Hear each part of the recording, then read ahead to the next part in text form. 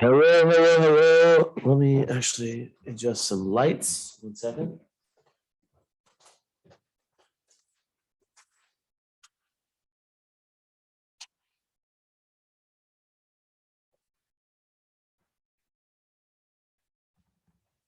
All righty. So right before the NBA finals, got like an hour and a half before that game will start.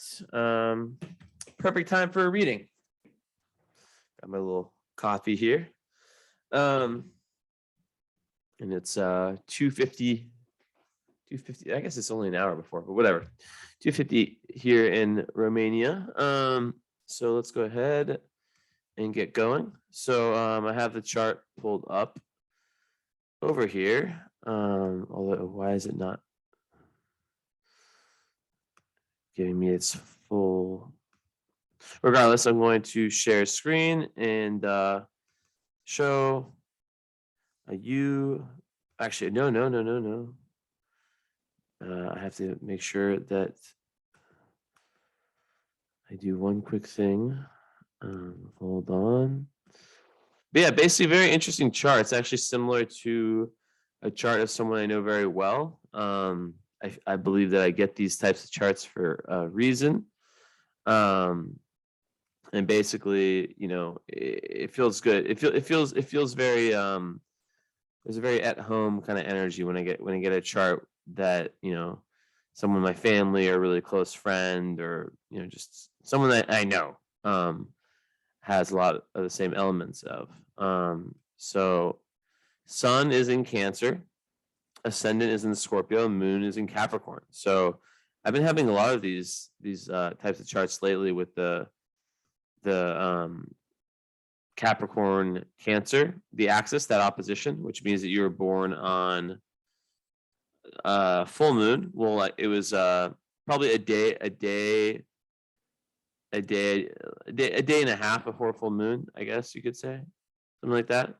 And yeah, so you know how during that time, that culminating time, I mean, I know for myself personally that it's usually the 2 days before the full moon. I know I can speak for a lot of people too.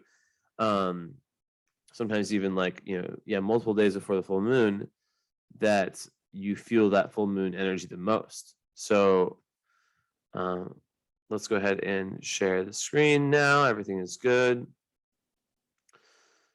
I can't get it to fully extend, which is really annoying. Usually it extends over the full page, but who cares? So yeah, basically, the significance of having Cancer Sun in the 9th house, with you also have a Scorpio rising with Pluto rising and Saturn quite close by, and also Mars in Scorpio in the 1st house. So you have what I was talking about the other day in my story, Pluto rising. I was looking at Jay-Z and Beyonce's charts, and I noticed that they both had Pluto rising. I was like, damn. And they also both had Moon conjunct Uranus. So I'll start with the sun and the moon, and I'll talk about how the ascendant kind of plays into that, because these are the 3 pillars of your personality and kind of who you are and whatnot. Of course, the Mars will play a large part of that. But basically, with let's see, aspects, so we don't have anything too difficult besides some conjunctions, no squares and oppositions. Okay, so very in line. Okay, Venus square Pluto, that's actually an aspect that I have. So and then Mercury square Mars. So yeah, really one aspect that I would consider to be quite difficult. When you could say that the moon conjunct Neptune is difficult, but in terms of squares and oppositions, it's very interesting as an astrologer. At least in my experience, I tend to get very similar charts, back to back to back. So in this case, yeah, there's lots. This is very similar to a lot of the charts I did yesterday.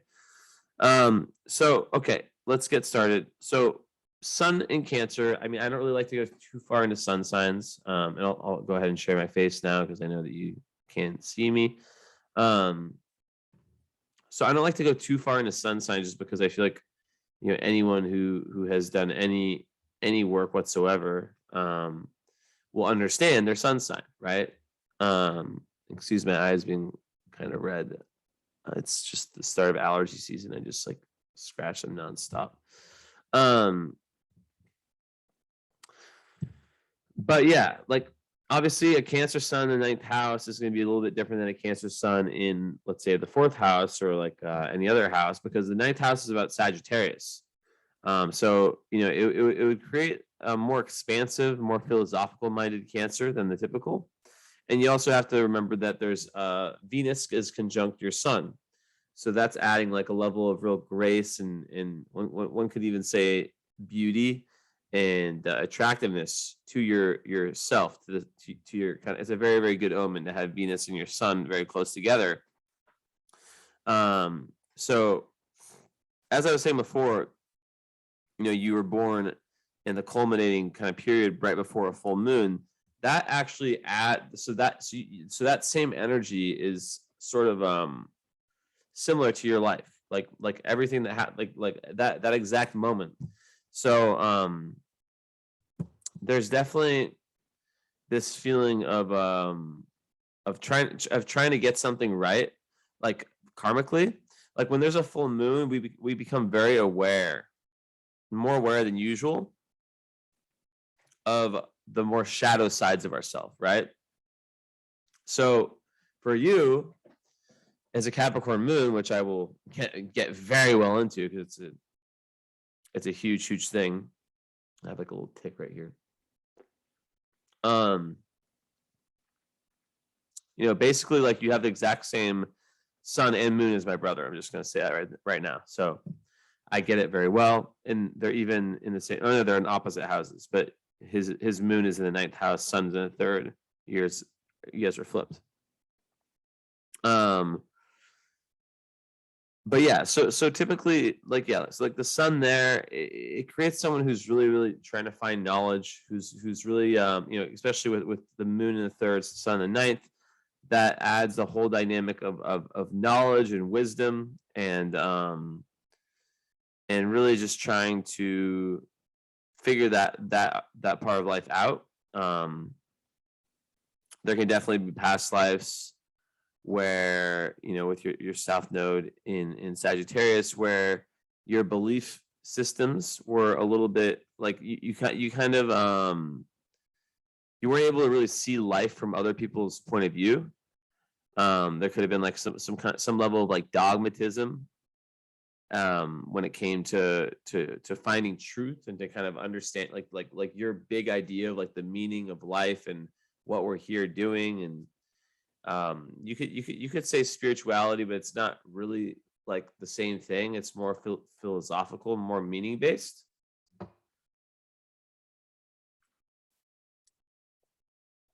So a big part of your forward progress karmically is letting go of ingrained attitudes in terms of belief systems, like in regards to belief systems from past lives. And also getting really good at like the art of communication, right? Which for a Capricorn moon, which I'll get into in a minute, can be very difficult, especially when it comes to like vulnerability. But you have a very aspected. Your Capricorn moon has a conjunction, so it's a Capricorn moon, but then it's got Neptune right there, and then Jupiter right next to it also. So it's a very interesting moon in Capricorn, which my brother also has Neptune conjunct Capricorn moon. See, there's always like fate when it comes to this kind of stuff, like the kind of reading, the kind of clients I get, right? It's like that's such a random thing, and he's born 10 years after you, you know, so it's not like you guys were like in a similar birthday. So that's one aspect, but to really zoom it out, as I like to do, the axis of which is the opposite, like in astrology, there's 6 axes which represent the 6 different oppositions, right? So there's 12 signs and 6 opposites, and each opposite represents a single energy, right? One of the 6 energies, 6 divine energies, but they're opposite ends. So Cancer, the Capricorn, it's called the Cancer Capricorn axes, right? They are the same energy, but they like on a spectrum, the exact opposite manifestation, right? So there is similarity. So already right off the bat, you know, my what I do as an evolutionary astrologer, I look at karma, and I try to help the client balance, whether that's just in this one session or, you know, through I'm also a, you know, a therapist. I do astrological based counseling. You know, whether it's in just this session or a follow up or in further sessions, I try to help them figure out the karmic imbalances, also the different parts that exist within the people, and try to, you know, help the person become more whole, a more whole version of themselves. So if you're ever interested in, I don't think you got a follow up. Maybe you did. I don't have my list in front of me, but definitely contact me if you're interested in doing a live follow up. I'd say 95% of people do that, and it's a very worthy cause, unless you're someone who's just very, very comfortable with your natal chart. But yeah, you'll see. There's a lot in this reading. So in essence, right? So we've got the Cancer Capricorn axis. Many times, I know this sounds weird, there's issues around gender where you might feel like in a past life you were like a different sex, like a recent past life. And you know, being a Capricorn moon and a Cancer sun in this world, you know, it is very spiritual, especially with Neptune there. I mean, you have very similar, like I said, very similar karma to my brother. There can be a stagnancy, especially when young, and with oppositions, right? So like with oppositions, especially like you know, being more sun moon opposition, being more like on a full moon or close to it, there's this tendency for the individual to not balance out the two and to give too much to one of the camps. So in this case, it's like, you know, and by the way, you have this amazing thing where you have your sun. There's two benefic planets in astrology. You can think of them as the two lucky planets. Jupiter is a lucky one. Venus gives beauty, right? So they're the two benefic planets. So you have one of them, right, conjunct your sun, which is Venus conjunct your sun, and then Jupiter conjunct your moon. So that's just like adds a whole new dimension that's going to make a lot of the difficult part of this this opposition way more easy. And I'll tell you why, you know, just one thing at a time. But basically, you know, this opposition has to do with gender. It has to do with balancing out inner and outer life, meaning like not like kind of like work-life balance would be a good modern term for it. And what happens is, I was saying before, a lot of times with this type of chart is that the person, especially when young, especially a man, right? Especially like a man in today's world. I mean, obviously it really depends on like your environment, who your siblings were, who who you look up to, your parents, all that. But they tend to, from my experience, with not just my brother, with many other people, they tend to kind of put more into the Capricorn camp, right? Because Capricorn is a very masculine energy. It's a very tough energy, right? So there can be this very important karmic impetus to,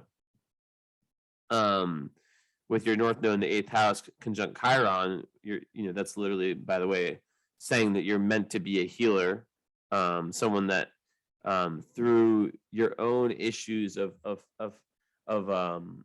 and I go all over the place. I weave around when I do my readings. I'm not like a robot. Like I literally like just like go all over, but in the end it connects and all makes sense. It's like a maze. Like you're literally meant, like North Node represents destiny. With Chiron there, you're literally meant to be a healer. And you're meant to go through your own issues when it comes to like your throat chakra and being able to express your authentic voice. Maybe there was some like toxic, you're born in 84, so you've gone through your Saturn return. So that's a very, very epic, important time for someone with a Capricorn moon emotionally. It's like incredibly uplifting. My brother, last time I'll mention him, but he's 10 years younger, so, or 9 years younger, so he's yet to go through it. But it's for Capricorn moons I've met, that's like a very freeing time, around 29 and a half years. But basically, with that placement, it's literally saying it's the cosmos saying that your doorway to like the mountain, like the mountain that you've never, the metaphoric mountain that you've never climbed in past lives, is through healing the throat chakra and your ability to connect your heart, like your true desires, like your true vulnerability, true emotions, right? Which can be very, very hard for someone with a Capricorn moon, right? Which I'm gonna get into next. But to be able to communicate that, and through that communication, that ability to speak authentically, to speak from the heart, to not be afraid to express emotions, which I know, trust me, I'm the same way. Like, and maybe you're not like that, but like, I'm not a big fan of it. For me, even me, like me as an astrologer, you'd expect me to be like this guy who is so good at expressing emotions, expressing love. Like, no, I'm not.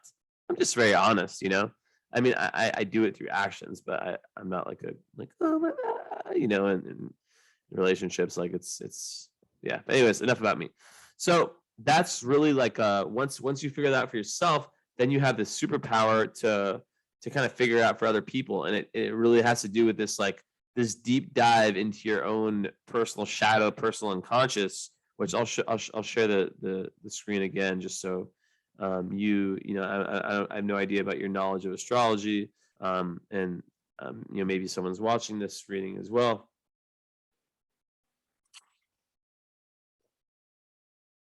But yeah, so I'm looking at this 8th house here, right? Ruled by Gemini, ruled by Mercury,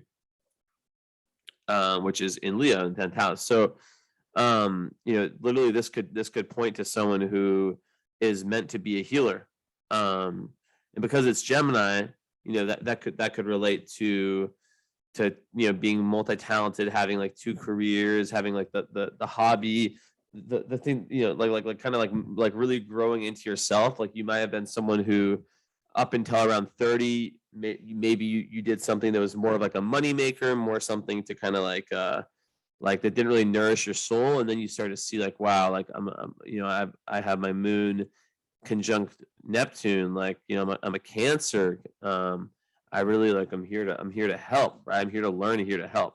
So the 2 axes that are activated are the Cancer Capricorn and the Gemini Sagittarius.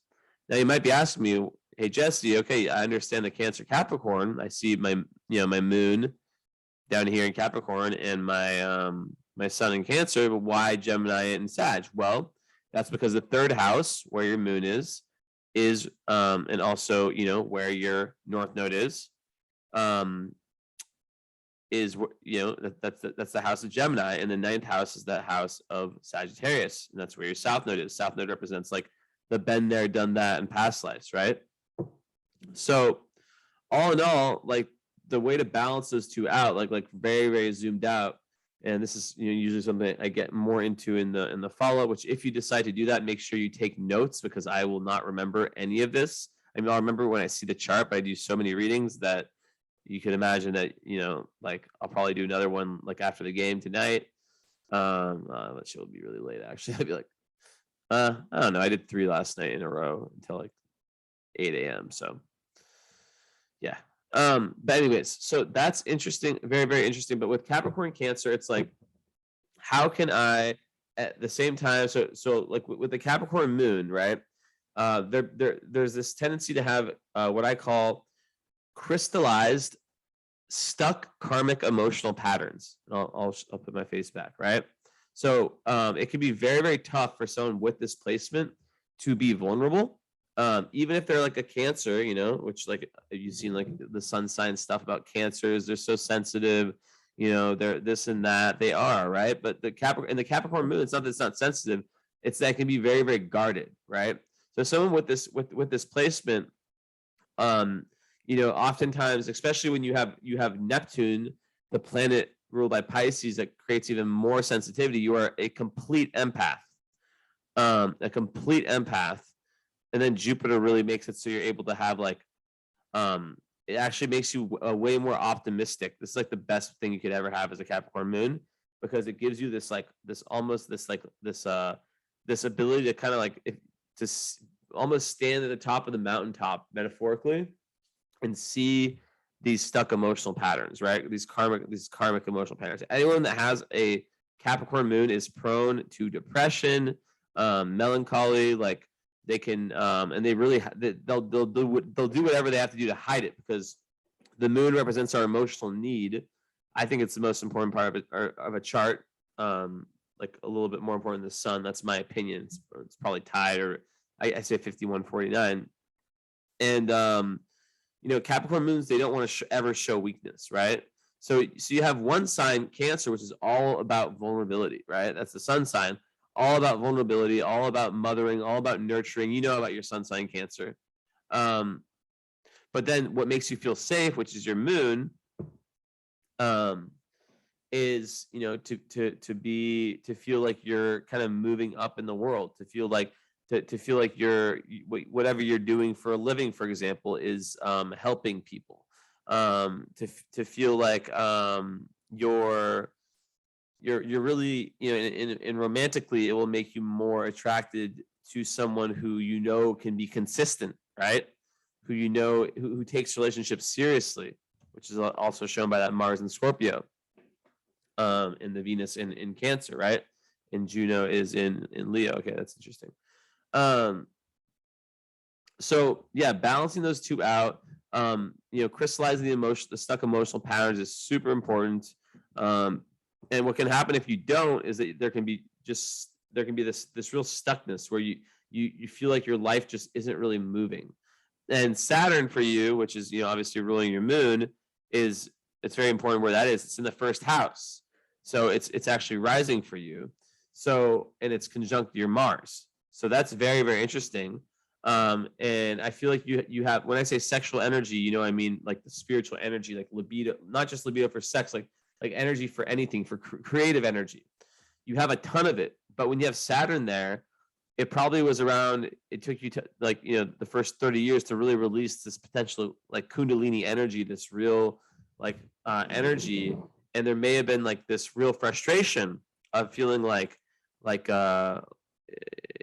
of course, this all depends on, kind of what you were, what your early that's why I like to have the follow-ups, like what your early uprising, your early childhood experiences were, and kind of like those overall experiences and your environment and whatnot, because that they would play a huge role. But yeah, so definitely a chart that is very, very serious, like someone who, when they put their mind to something, they take it very seriously.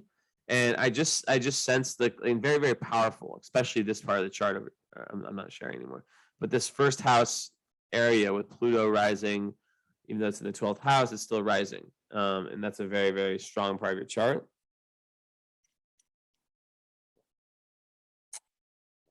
And having a 29-degree Pluto at a critical degree, Pluto being the planet of death, rebirth, and transformation, and having it in the 12th house is really showing that this lifetime is an extremely important karmic lifetime for you, one where you're really trying to complete a lot of karma.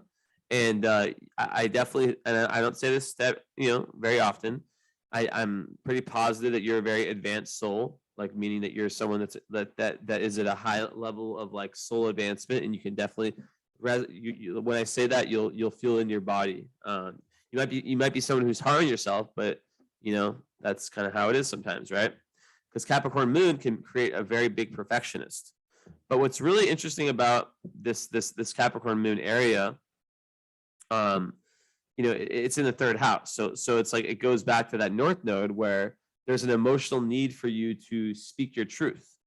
But the thing is, like, what if your truth, right, with all the Scorpio energy, which Scorpio is this energy that likes to penetrate deep. It's like fuck small talk, it's like it just wants to get deep, wants to study astrology, magic, the esoteric, the occult, anything, all the stuff that I'm into, you're most likely into. But that doesn't mean that you're not interested in other areas of study too. It just means that you probably like to, you like to try things, right? But you definitely have have a tendency, like I definitely see, like, I don't want to say which energy, right? But like, I see indicators that if this is a female chart, I would say that. So male witch, I guess, whatever. But like maybe in a past life you were a female witch, I know I've had past life memories.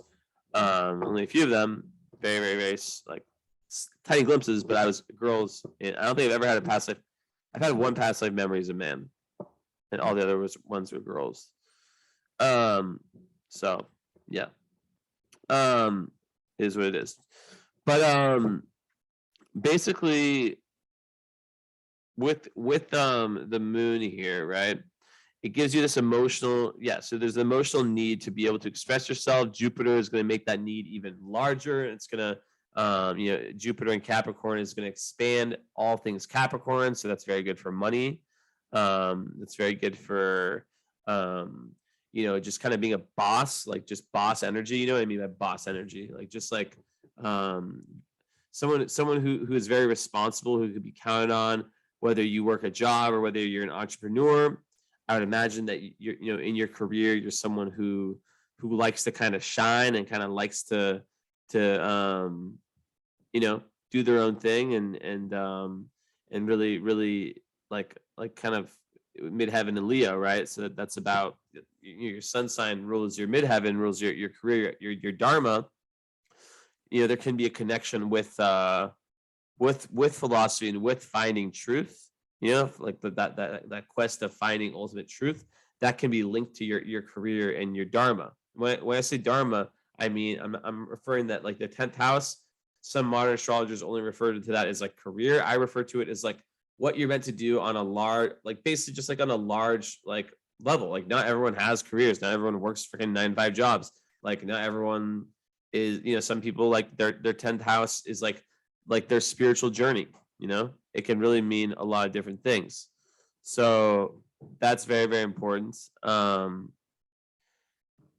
With that said, I also see that, you do have every do you have any air? You have water, you have fire. You lack air. So you don't have air in your chart. You have everything else in terms of the personal planets. Which is interesting because your north node. Remember, that's like the destiny point is in air, and you have your moon in the house of Gemini. What do I make of that? Well, when you lack an element, when you lack air, you can lack objectivity, and you can be more subjective, which kind of goes back to what I was saying earlier about like past life belief systems.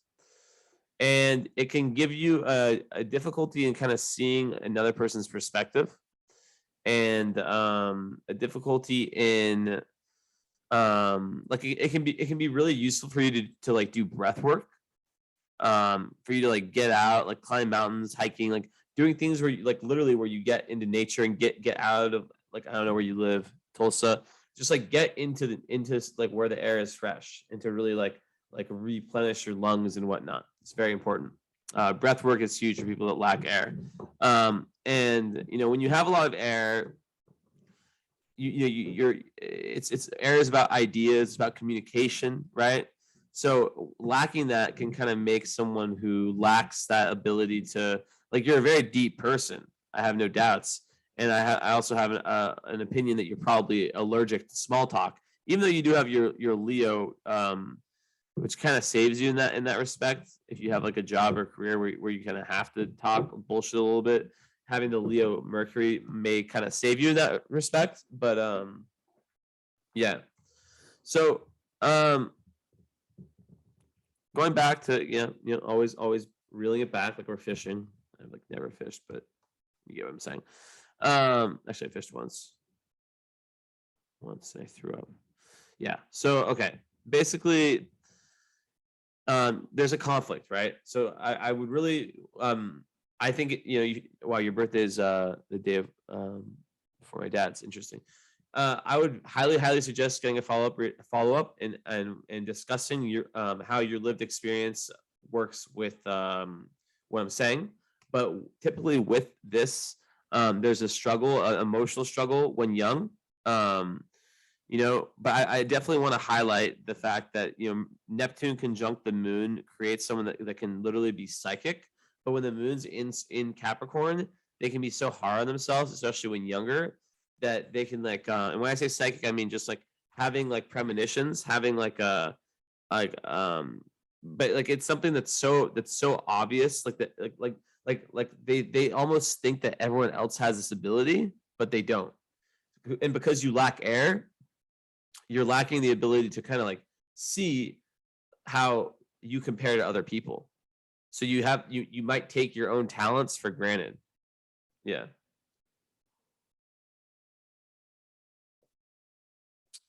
So that's why the North Node is in Gemini. It's really trying to get you to go out and meet different people, talk to people from different walks of life, have, you know, conversations, of course, deep conversations, but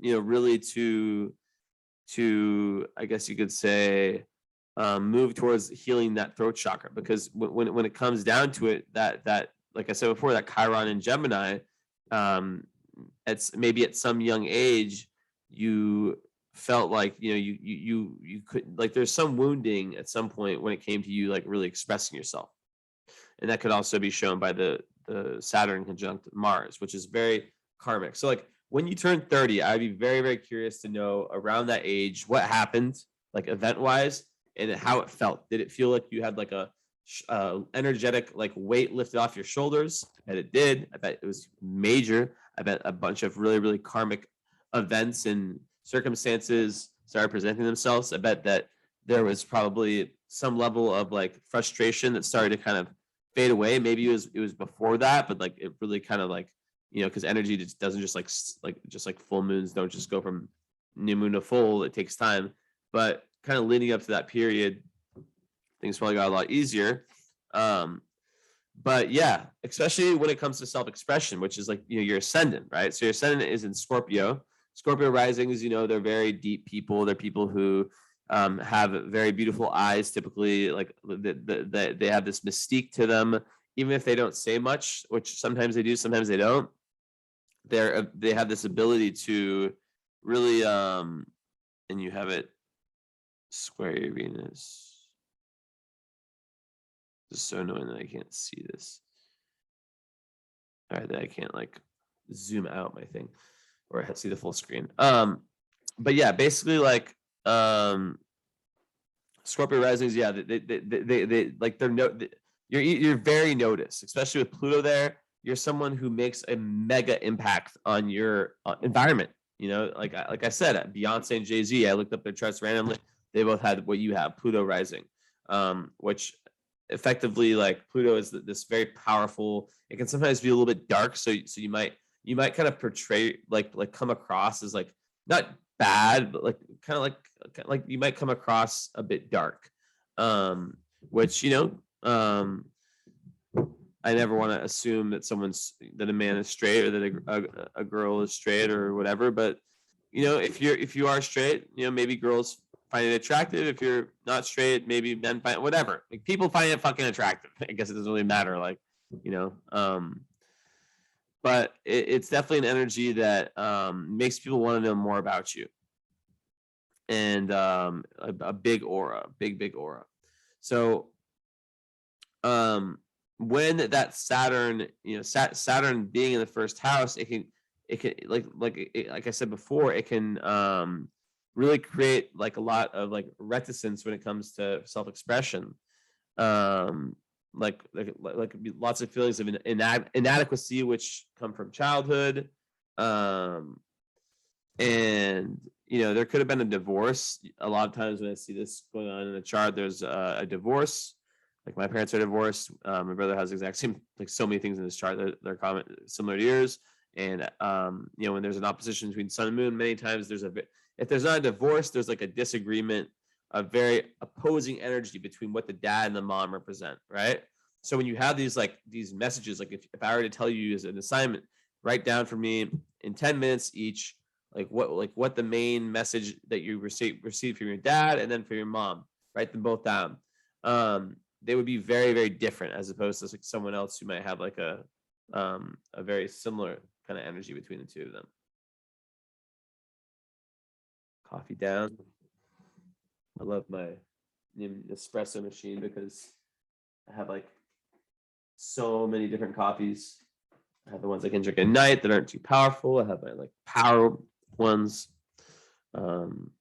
Literally ones that are like so low in caffeine that like I can like literally drink them and like sleep like after. And I just love the taste of oat milk, flat whites with coffee, obviously. Okay. Anyways, so back to what I was saying. So yeah, like a big question to ask yourself is like, how am I doing when it comes to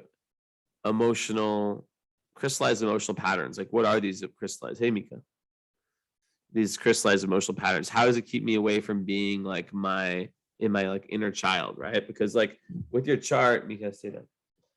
Like I'm like it's very serious energies, as I said before. And it can also create someone who's like very, very obsessed with like figuring everything out when it comes to their own inner psychology and their own inner darkness. So that's another thing about lacking air is that air and fire, those are the fun elements, and you barely have it. Your only fire is your Mercury. So in essence, and I'm not counting outer planets with this. So like you're very heavy water earth, which makes your chart way more feminine than masculine. And Miko came back. Basically, like like another important thing is like how. Speaking of fire, this is an Aries right here, Aries Scorpio. It's like, yeah, like how can you? Why are you paused wet, Mika? Where were you? Is it raining outside? Anyways, yeah, it's like how can you do things like where it's like don't take life so seriously, like learning to let go, learning to just flow, right? Because the Capricorn Moon can be difficult with that. But with that said, I want to speak more about kind of the fact that Jupiter being there is very, very good, and it's giving you like a lot of perspective and a lot of it actually. Jupiter conjunct Moon gives like an inner well of optimism in terms of your emotions. So you can imagine as a Capricorn Moon that would make you very very dissimilar to many other Capricorn Moons, where it's like they really, really struggle with depression a lot of times and like with being able to kind of like express themselves. But still, even with that said, there's still air. So air is what you're missing. And that's what this chart is asking for. How can you learn to talk about what's inside? And that's where your real healing is. And when I look at the 8th house in your chart, I say taking risks with different types of people, but talking about deep things with a diversity of different types of people. You might be someone who's very like also tied to your culture. Like usually this tends to make someone like from America, they can be not necessarily like in a bad way, but like quite patriotic. Obviously, like America is imperfect, but like that's one thing I've noticed about these placements. There can be a real traditional energy which can also make someone like quite indecisive. But then it all comes back to that age, right? To that Mika, I can't work with you on me. To that Saturn return period. Because around that time, I would imagine that your Mars in Scorpio conjunct your Saturn would start to become a superpower, right? Where you're able to have this amazing work ethic. Like, because Scorpio Mars is indignity, meaning that it works best in Scorpio and in Aries. So Mars in Scorpio is like the spiritual warrior. It's a person that you don't want to fuck with. Like, you do not want them as your enemy. Like, straight up, you do not want a Scorpio Mars as your enemy. In the first house, like I'm curious like how that was for you, like being like a Scorpio rising and having Saturn on your Mars, because like there's probably this real pushback between like wanting to assert yourself, but then like feeling like pulled back by like some unknown force. Maybe it was a father, because Saturn can represent the father also. So maybe it was like inherited message from your father, like even a grandpa, like whoever it is, like an important male figure in your life that now I'm kind of seeing this clearer. Could have really held back the expression of Scorpio energy, which is a feminine energy. Yeah, it's a very intense energy, but it's an energy that has to do with transformation. So your like soul is like wanting to go through this like ego death, like this death, rebirth, transformation, right? That's what the Pluto Scorpio archetype is, just all over your chart. And that's what your soul is asking for on such a deep level. Allow yourself to surrender. Allow yourself to just like let go of the ego. Let go. Like you may have created an ego based that like not like everyone fucking does this, by the way, right? I did this. Like everyone, right? Because we grow up in a world we're conditioned. So but we're conditioned by society, by the kids that we grow up with, by this and that, and it's very difficult. It can be very, very difficult for people when they reach this age where they realize like, fuck, like I was like led astray. Like this isn't like how I want, to live my life. I don't want to be like this. This isn't me. This isn't the me. It's, can you let go? Can you face the strife that comes with like basically like saying, okay, I experienced that version of me. Now it's done. Now I'm letting go of people, places, like people, environments, experiences, right? Like it's not about like pushing it away and saying it never happened, because it all, led you to where you are today. But at the same time, it's still, it's still is something like you almost have to facilitate a life for yourself that is fitting kind of like your changes and like in the ways that you're starting to really, really change, right? And if we do get the chance to speak live, I may have something to talk to you about. You'll have to remind me. What else was I going to say? So yeah, that's the thing, is like how, like, so imagine like you create this whole personality, right? The first, like, let's say 28, 29 years. And then you start to like kind of finally like go into that real death, rebirth, transformation. Let's say you have these people around you too, like they're your old trusty friends, maybe they're the drinking buddies or whatever that it may be, right? But you start to kind of like outgrow them, but like you hate the idea of that because like it sounds like you've always like it sounds so girly, it sounds so lame to like be able to like to say like to say that you can outgrow someone, because it kind of like it adds like a level of like egotism to it, to like the concept, right? Of I'm outgrowing you, that means I'm better than you. But really everyone grows at their own pace in their own way. But it's very important, to have boundaries with people, regardless of how much you love them, and to set up, life in a way that is, aligned with like kind of your newfound being. So I just want to have that in there. But yeah, so with the moon, as I said, you're going to be very connected to your dreams, and you're going to really like be someone that should definitely dream journal, who should definitely meditate, someone who has like this endless compassion. So it could also be a struggle for you in a sense to like you can be so like in tune with other people's suffering that it can be almost like too much to kind of like be around that, right? It can feel like overwhelming, and you can maybe go to like the Cancerian tendency of shutting down, right? The Cancerian tendency is like once, like just going inside your shell and hiding yourself in your nice home, your comfortable home, away from like the external world. So that's important to know about.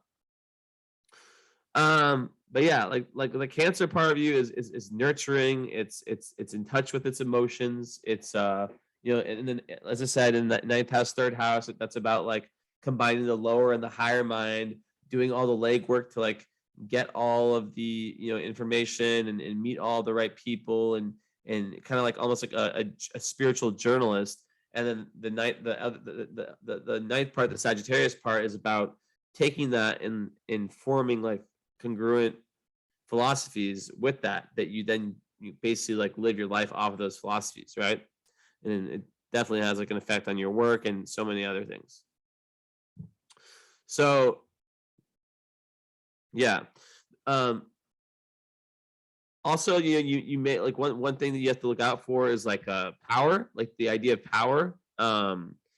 Because basically like with Pluto rising with all the Scorpio energy, there can be power struggles that happen, where you may not sorry, step on her shoes right underneath me. Not that hard though. So like understanding that like the whole idea of like someone screws you over, what's your reaction? You know, are you seeking revenge, or are you like sending love to that person and having that compassion and that higher wisdom, right, which comes from that Jupiter energy? Because that's for people that have like Plutonians or Scorpio people like you that have like lots of that energy, like lots of that Pluto energy. They can be very vengeful, and there can be things like jealousy, which Venus square Pluto, I had that also, can create like a real intensity when it comes to love and relationships, where you really have to find the right person, or you can kind of like almost feel like the way I describe it is like you meet your shadow through your relationships. You meet your darkness through your relationships, and like romantic relationships. And until self-love is learned, you can tend to attract, and I'm sure, I'm not sure, but like in many cases at this age, it's gotten easier. But before that, you can like be attracted to like very dark types of people, unavailable types of people that are almost sometimes dangerous for you, who don't treat you well at all. So that's very important, is learning the self-love, which through you in Cancer, it's through learning to nurture yourself, learning to treat yourself like you would treat your own best friend. Very important. And I'll go back and share the screen. I'll do that. I like to do that a few times throughout this. So yeah. So with the Venus square Pluto also, like it brings back with Mars and Scorpio, like you can be very Scorpio when it comes to relationships, which can be overwhelming for the wrong match, right? So it's really huge when people with charts like yours learn about astrology, because they start to see, okay, I'm not crazy. Like I just love it. Like my way of loving is just way different, right? I love intensely. I'm like imagine if some with your chart was dating someone that had like all Gemini and Aquarius placements, like it would never work, right? Because your approach to relationships is one that's most likely quite not to say that like overly serious, but you do want that soulmate experience. That's what Scorpio and Mars is all about. Even Venus in Venus trine Mars, that's more of that energy where like you're definitely like looking for a very emotional connection, lots of closeness, whether it's physical but more emotional closeness. That's like what's really important for you. But that can be hard as a Capricorn moon, because of the whole thing with vulnerability, right? The whole thing, Capricorn moons have so much pride, they can be so stubborn, and when they're really going through tough times, they can have so much trouble reaching out. Now, I'd be very curious to know how that Jupiter conjunction down here helps with that, has helped with that, right? Because it could, what I think is that it would make you more optimistic and more able to kind of like see, oh, this is my tendency, and give you more courage to kind of like go against it. But like, besides that, like Capricorn moon, like it's very good for success. It's very good for, like they're happiest when they're working towards a goal. They have tons of staying power, whether it's in business, whether it's just, anything in life, they have a ton of staying power, and they can just really just kind of, once they really find what they're passionate about, what they're really like here to do, they can do it very well. Now, and then the fact that you have this conjunction with Mars and Saturn, that's a lot of famous people have Mars Saturn aspects, because basically like it makes them have to work their fucking ass off in the first 30 years, and then they have this like really amazing work ethic, which Capricorn Moon works hard too. And then when the Saturn return comes, it lifts the difficult parts of those energies, if the lessons are learned, of course. And then you're left with that work ethic. So very interesting. But yeah, so also, the fact that Mercury is squaring Mars, Mercury and Leo, that creates someone. I'll go back to my face. It creates someone who tends to like kind of like want to communicate in a very like how do you say it? They want to communicate in a very look at me type way sometimes. Like they really take pride in how they communicate. They really take pride in how they how like what they learn, and they speak. They have a pizzazz in their way of speaking. So yeah, it can make one very, very passionate, and also a little bit stubborn when it comes to like what their quest of knowledge, right? They're very, very proud of their learning abilities, and they like to have fun when they learn too, right? But sometimes it can be a little bit of a know-it-all. So that squaring your Mars can create lots of like it can create arguments, especially when it has to do with things that you're very passionate about. And you really have to watch out for like this real intense stinging Scorpio to come out, even towards loved ones, when you're triggered, right? So understanding your triggers are extremely important, but a lot of times those will come through through relationships, and through kind of heated discussions. You'll definitely see the Scorpio Mars. But yeah, besides that, Mars in the first house, it's very, very good for entrepreneurship, like for this very strong drive for self-expression, very, very independent energy. So you're very, very independent. That's another trait that this whole chart has. Someone that meets life head on, and just like they don't hold back, like they just go at it basically. And yeah, so that's that. So that Scorpio side is very interesting, because if you think about it, like it works well with the Capricorn, right? Because they're both two very serious energies, right? And also even and then the Cancer is also, it's a mothering energy, it's a nurturing energy. So like I think finding joy and finding lightness, like the little things that kind of make you feel like you're still a kid, is extremely important. And like I said, like connecting to the throat chakra is like one of like the most important parts of your whole karma, your whole chart. How can you like really, really connect and heal in that way? Because as I was saying before, with the Chiron there, you might not even trust your own thought processes, right? And like really have like lots of fear with communications, because like I said, it could have been an issue as a child. But then yeah, in the sixth house, or excuse me, eighth house, that can be something to do with like sexual issues, like feeling inadequate sexually, but also like feeling sensitive to very painful undercurrents you might feel in the environment, or just like from the general zeitgeist. But in the end, you can use it to become like a very high healer. And Vertex is there too, which is kind of like doubling down on this. That also saying that like in your relationships, you do want to have like fun kind of like experimentative like relationships where you're like having a good time and exploring your curiosities with your partner, right? Your sun is in the ninth house, so you are meant to travel, whether it's physically or metaphorically. With Venus there too, it's like it's someone who definitely is gonna love like foreign cultures, and really like to kind of like spread their wings and dip their feet in different types of philosophies. All right. So Uranus in the second, or let's go. So Saturn we talked about, Mars we talked about. Let's see.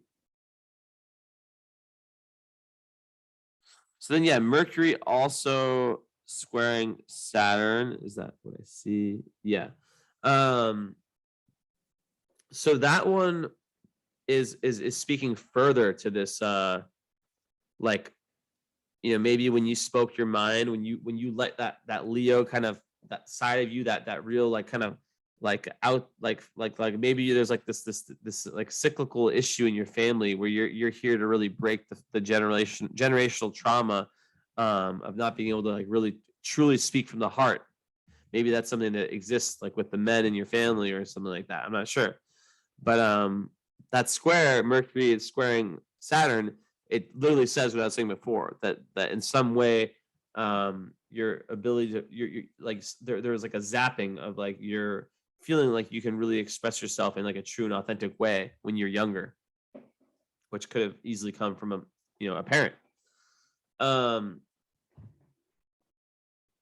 yeah, and then, it squares like, also, like, this Leo energy squares the ascent, the ascendant part of you. So it's like, it definitely also has an effect on your career and you being your authentic self in your profession or in whatever you do on, like, a big scale level dharma in your life. So being able to, like, reclaim your own power and let go of the conditioning and really, be your own person, right? Like, be like allow, like, just like, it's like the metaphor of, like, allowing the glass to drop and everything to just kind of break and shatter, and then just wherever the pieces land, they land, and just being okay with that, being okay with allowing parts of yourself to die that no longer serve you, which can be so hard with a chart like yours. um okay, but then also you have a very, very creative mind. Behind all of that, like, your mind is very, very unique, and it's very, very linked to your past lives, right? Because your Mercury's trining Uranus and trining the South Node. So, like, I think that like when you're getting through this healing process of healing the throat chakra here, healing, like that connection, that vulnerability, like getting in touch with your authentic self, you're getting in touch with your past life self too, with Uranus there, which would make you, have, like, a past life tendency of being someone who is very authentic and very their own person, not someone who just, like, kind of gives in to like the consensus, right? Which sometimes in Cancer Capricorn people can be like that. So, like, that's, like, very, very different. So it's, like, really, really asking you to kind of, like, break away from conditioning in this lifetime. Um, yeah. So, anyways, Uranus in the second house, conjunct the South Node. I mean, second house ruling finances, ruled by Jupiter, so that's already going to be a good sign for your finances to have. Like I said before, Jupiter there, or Sag ruling the second. Um, there can be, like, a sense of abundance when it comes to money matters. But it can also make you a spendthrift, right? It can also really make you be able to see the big picture very well. But to have Uranus there, that can kind of spend you on lots of ups and downs when it comes to, like, lots of sudden changes in income, right? Like, money's here one moment and it's gone the next. So it's best to, like, when things are good, to kind of save. Um, it's also really, really good for kind of having, like, genius, like money making schemes. It can create someone who's, like, a minimalist too, like, who just, like, doesn't really like care, like, who just wants to have as little, a minimalist who wants to live a minimalist lifestyle. Um, and you know, with it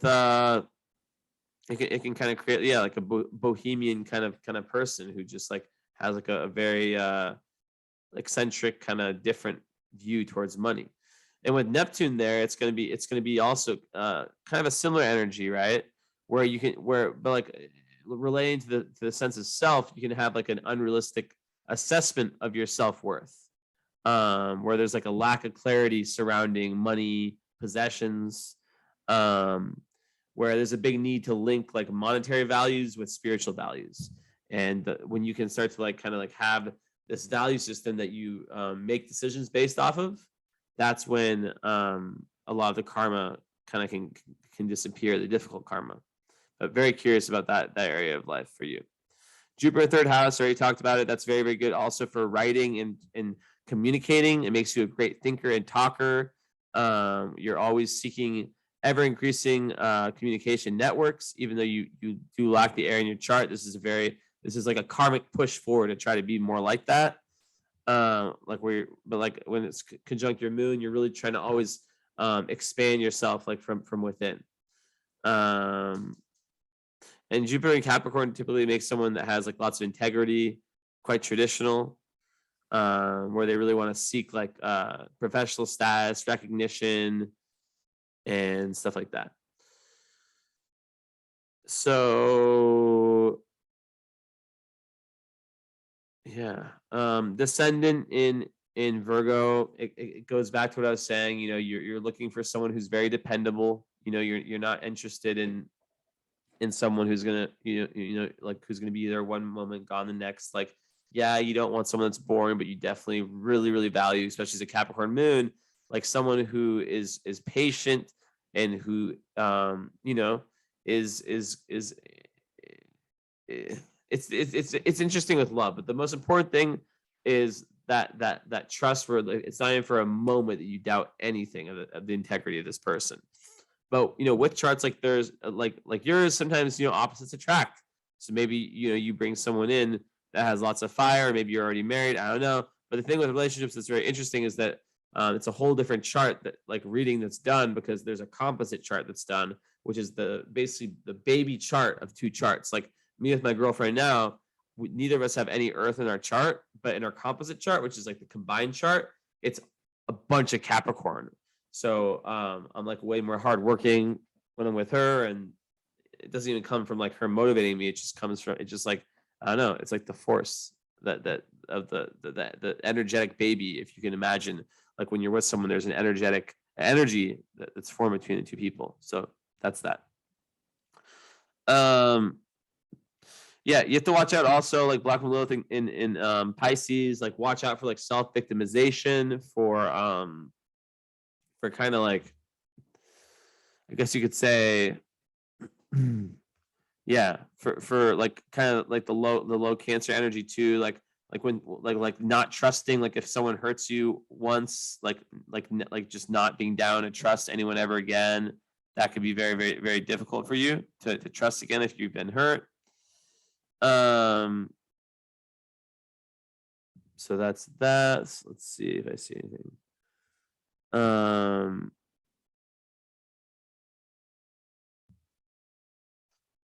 Yeah, I think you're like being of service, and being like when you're like being very independent and being of service, like that's when you're at your best.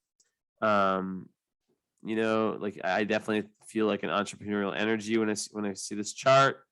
But even as not entrepreneurial, like someone who really like if you do have a job, like where you work better when you are able to kind of like have some level of independence within it.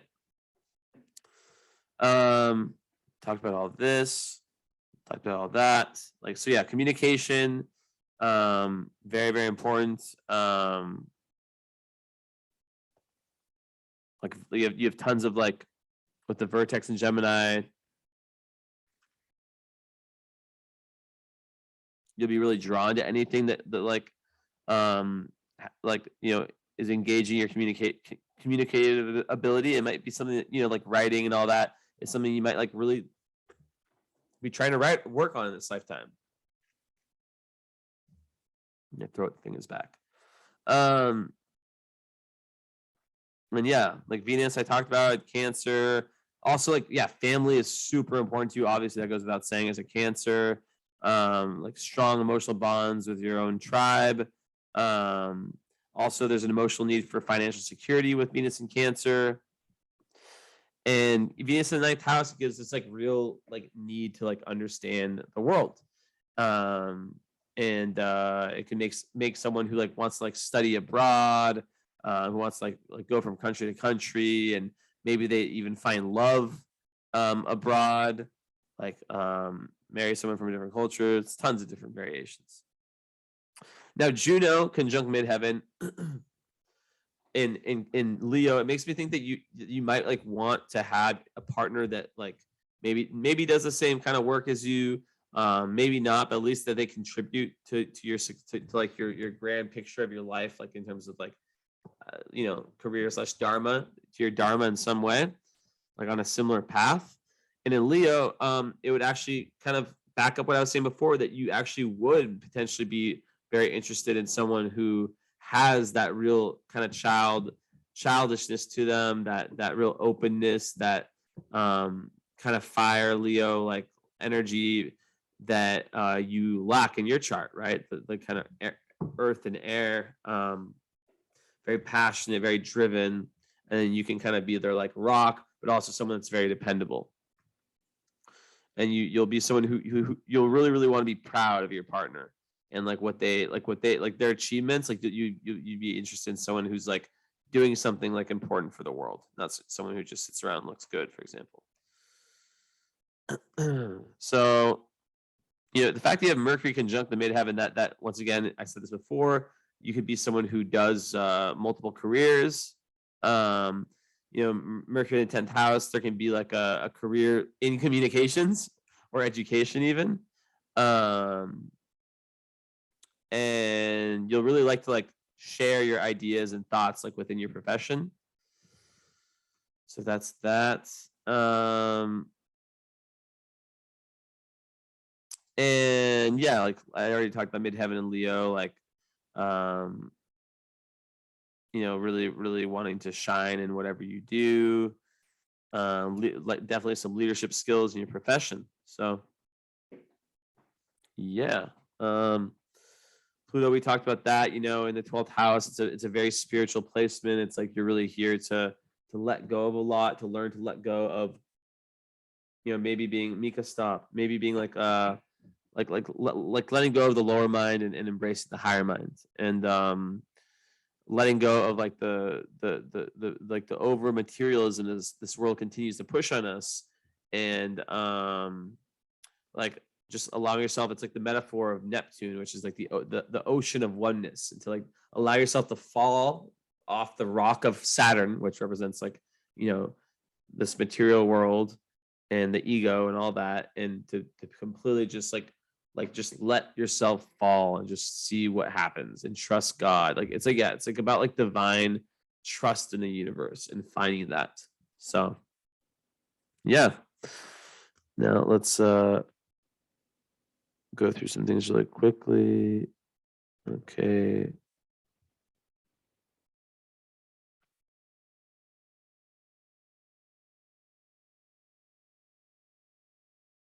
Just checking one quick thing before we finish up here.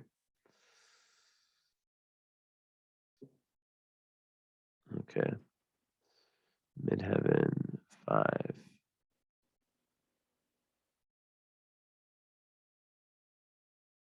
Okay, nothing there. 4 and 19/26. 4.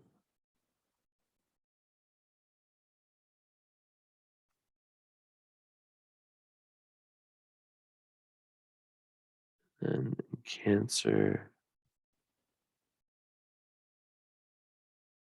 19. Okay, so and then with the Mars incident 1 and 14.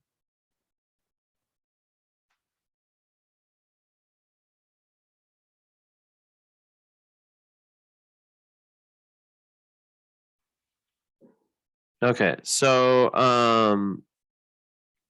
in terms of like fixed stars, Mars is conjunct Zubin Legabuni, which can be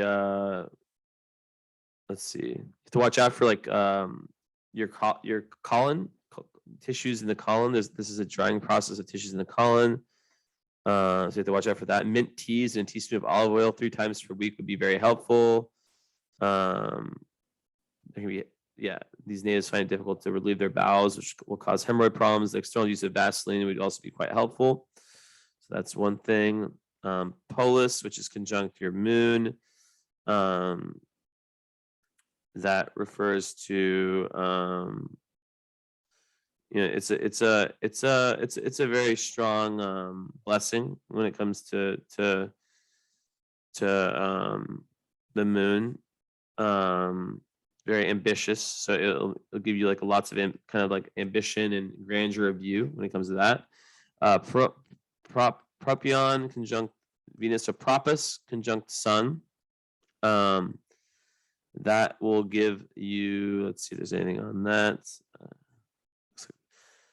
It doesn't really show much.